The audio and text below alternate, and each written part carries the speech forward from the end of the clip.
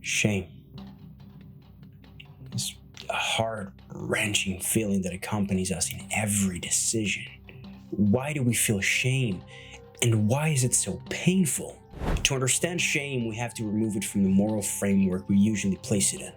Shame is not about ethics. It's not about good or bad. It's not even about behavior. Shame is about belonging. Shame is a system that evolved to regulate our place within a social group. Long before laws, religions, or written moral codes, survival depended on remaining included within a small collective group. Exile would mean death. This is the first point. Shame is older than morality. From an evolutionary perspective, shame functions as a signal that our social standings is threatened. It alerts us to behavior, traits, or expressions that might endanger our inclusion. In this sense, shame originally served a protective role. This is why shame feels urgent. This is why it feels existential. And this is why it doesn't respond easily to logic. Studies using functional MRI consistently show that experiences of social exclusion activate the anterior cingulate cortex, a region also involved in processing physical pain. In other words, the brain processes social rejection and physical injuries in the same pathways. We don't just feel we're in danger when we feel shame. Our nervous system quite literally reacts as if we are. This is why shame is not simply an emotion, but a full body state. At this point, it is essential to distinguish shame from related emotions. We make a careful distinction between fear, guilt, and shame. Fear is about what might happen. Guilt is about what we did. Shame is about who we think we are. Guilt tells us we did something wrong.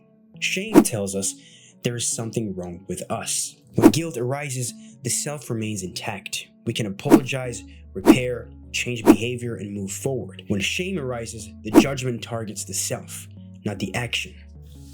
This is why shame stays. This is why it generalizes. This is why it shapes personality rather than temporary behavior. Shame becomes possible only with self-awareness. The moment we're able to see ourselves as others see us, shame comes up. This is what psychologists call self-reflective consciousness, and it is one of the defining features of human cognition. The philosopher Jean-Paul Sartre described shame as something that appears when we see ourselves through another person's eyes.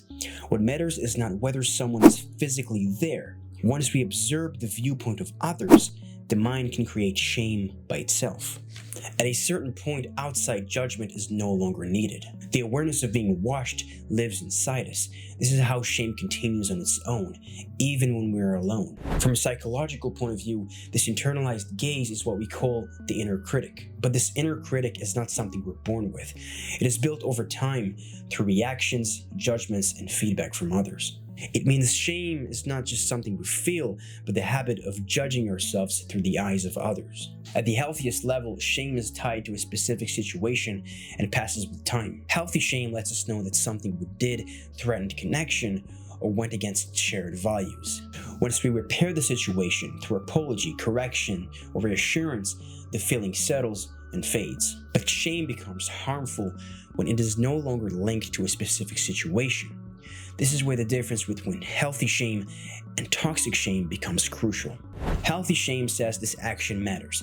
Toxic shame says this action shows who I am. Carl Jung repeatedly warned about the danger of identification, the process where we reduce our entire identity to one trait, one failure, or one experience. When experience merges with identity, we lose the ability to adapt, reflect, and change. Toxic shame is exactly this kind of merging. It takes information and turns it into identity. To understand how shame becomes toxic, we need to see how it is learned. Children are not born with a steady sense of self-worth. They develop it through relationships. Early caregivers act as mirrors. Through their actions, children learn what parts of themselves are accepted, tolerated, or rejected.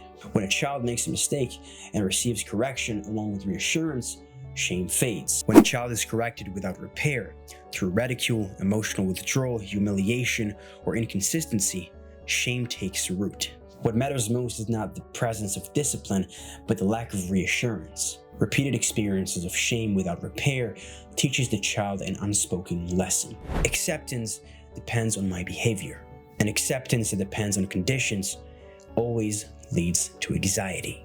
Over time, shame stops working as a signal.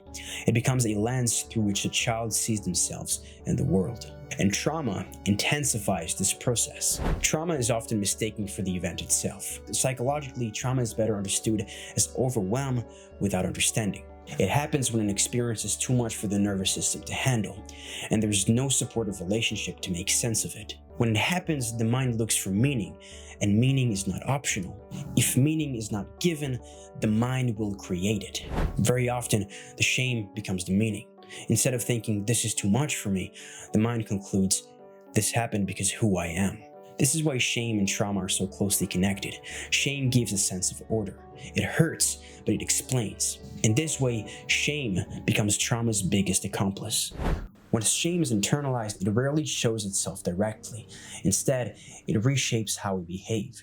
Some of us respond to shame by withdrawing, reducing exposure to judgment.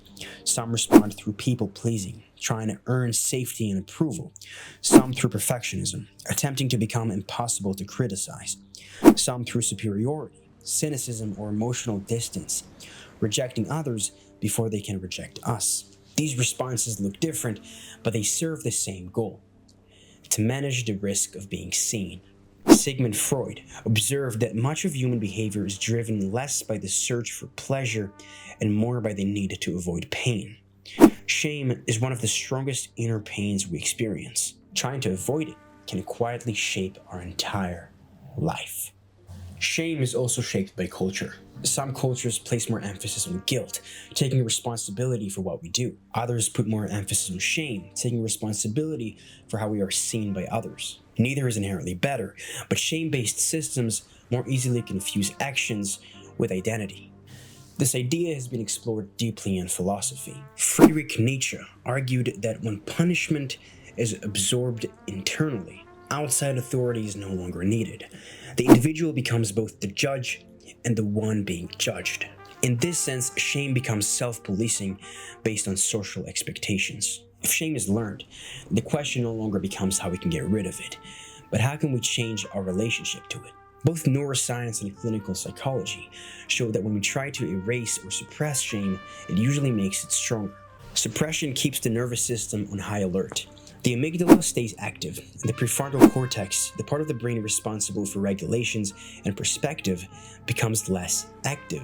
On simple terms, what we try not to feel continues to shape us. This is why the first step in working with shame is not fighting it, but noticing it. When shame is named clearly, brain activity begins to change. Research on affect labeling shows that putting words to an emotion reduces activity in threat-related brain regions and increases activity in areas responsible for control and reflection. This is not just a metaphor, it is a measurable brain process. When we say, "this is shame," we are no longer the same as the feeling. We create distance without pretending it isn't there. A second key part of healing shame is feeling safe with other people. Shame grows in isolation. It weakens when someone is present and not judging. From a developmental point of view, this makes sense. Shame forms through relationships and heals through relationships. Attachment theory gives us a clear explanation. John Bowlby showed that we don't learn to regulate our emotions by ourselves. We learn it with other people. This happens through co-regulation, the experience of having our feelings noticed, supported, and made easier to handle by another person. When shame was formed without repair, it taught us that being seen leads to rejection. Healing requires a new experience, which is being seen can also lead to acceptance. This is why therapy works when it works. This is why honest connection works when it works. Not because shame disappears, but because it no longer has the power to define who we are. At this point, we need to address a common misunderstanding: self-compassion. Self-compassion is often confused with indulgence, avoidance, or selfishness. Many people worry that being kind to yourself means you're letting yourself off the hook or only caring about personal comfort. Studies consistently show that self-compassion is linked to taking more responsibility, regulating emotions better, and making lasting changes. People who treat themselves with understanding are actually more likely to face mistakes and correct them, not ignore them. Self-criticism does not lead to growth. At best, it creates short-term obedience. At worst, it leads to emotional shutdown and collapse. The neuroscientist Antonio Damasio showed that emotions are not enemies of thinking, they are a part of it. A nervous system stuck in threat mode cannot learn to change effectively.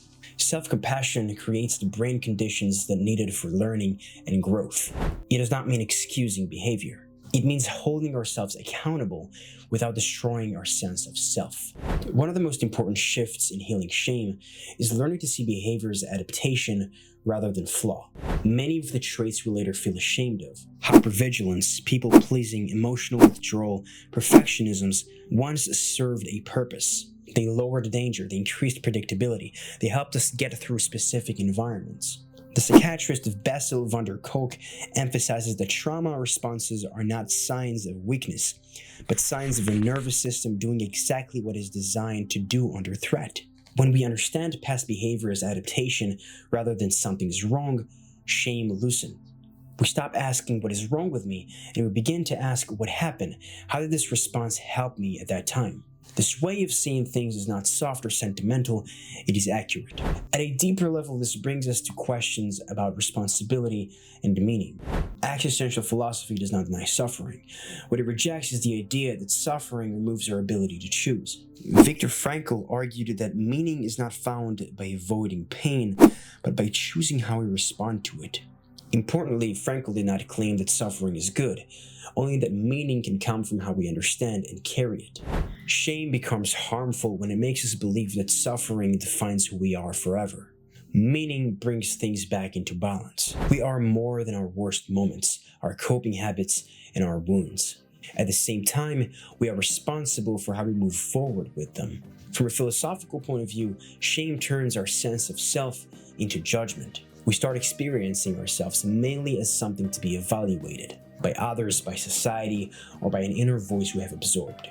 When identity becomes only about judgment, freedom is lost. We stop asking what we value or choose and start asking how we appear. Recovering from shame means reclaiming subjectivity, experiencing ourselves as active agents, not passive objects. This does not mean denying social reality. It means refusing to let how we are seen replace who we are. At the neurological level, healing means strengthening our ability to regulate emotions while helping the nervous system feel safe again. Practices like mindful awareness, naming emotions, and connecting with others help calm and retrain the nervous system. Over time, the brain learns that being seen or exposed does not ultimately lead to danger. This process takes time, it cannot be rushed, but it works. In the end, shame does not need to be removed to stop controlling us. Shame becomes manageable when it is put back into its proper place. It is a signal, not a judgment, information, not identity, a temporary feeling, not a permanent definition.